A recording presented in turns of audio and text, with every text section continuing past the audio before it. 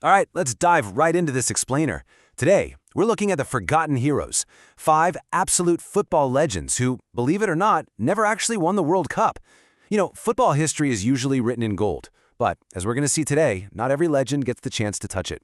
We are talking about the absolute titans of the sport, guys who achieved literally everything imaginable, except lifting that one ultimate prize.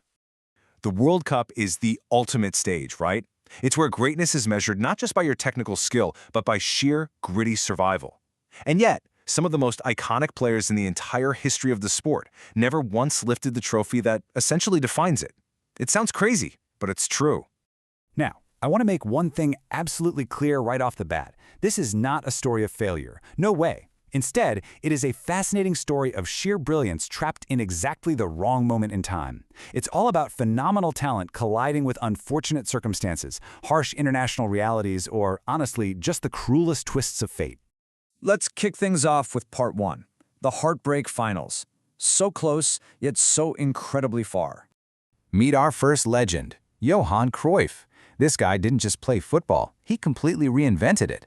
Have you heard of total football? It's this wild tactical system he led where literally any outfield player could seamlessly take over the role of any other. It fundamentally changed how we understand the game, even today. He built a legacy that totally surpasses trophies, even without ever wearing that ultimate crown. Let's look at how heartbreaking this tournament can be.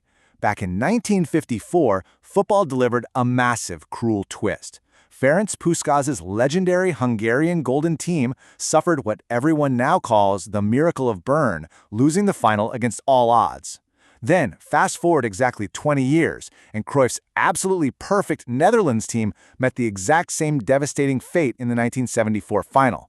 And perhaps the most tragic part of it all, after 1974, Cruyff never returned to another World Cup. Think about it like this. Way before we had Messi and Ronaldo, there was Puskas, the ultimate goal machine of a lost era. And then there was Cruyff, the revolutionary whose game essentially evolved all around him, while that trophy stayed just out of reach. Both of these men were era-defining talents. They were heavily favored to win, but neither Puskas nor Cruyff ever got another shot at redemption on the world stage. Moving on to part 2, Genius Denied the Stage. Let's talk about the missing titans. So, for some guys, it wasn't about losing the final. It was about international realities keeping them off the stage entirely. Take Alfredo Di Stefano, the man between nations. He absolutely dominated club football with Real Madrid, but these complicated nationality disputes meant he never even played a World Cup at his peak. Then you have George Best, the genius of chaos. He was pure, natural talent, dribbling like art, playing totally on instinct. But his Northern Ireland team simply never qualified during his prime years. It's just wild to think about, isn't it? Geniuses of the game, completely missing from its biggest theater. The world was literally denied the chance to see them shine when it mattered most. Which brings us to part 3, the modern uncrowned king, Zlatan Ibrahimovic. Power, flair, ego, and just pure, unadulterated brilliance.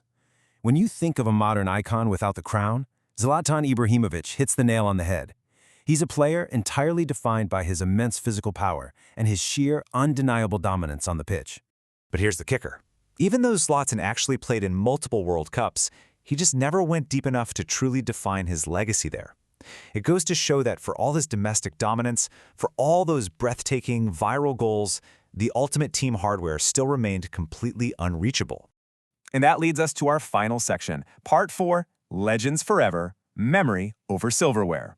When you really step back and look at these incredible players, Cruyff, Puskás, Di Stefano, Best, and Ibrahimovic, you kind of have to ask yourself a serious question. Is football actually fair? When that level of era-defining talent walks away without the ultimate prize, maybe football isn't fair. And honestly, maybe it was never really meant to be. As we wrap up this explainer, I want you to take away this one powerful truth. True greatness isn't always measured in trophies. Sometimes it lives forever in memory, not in silverware. These players, they didn't need a piece of gold to achieve absolute immortality.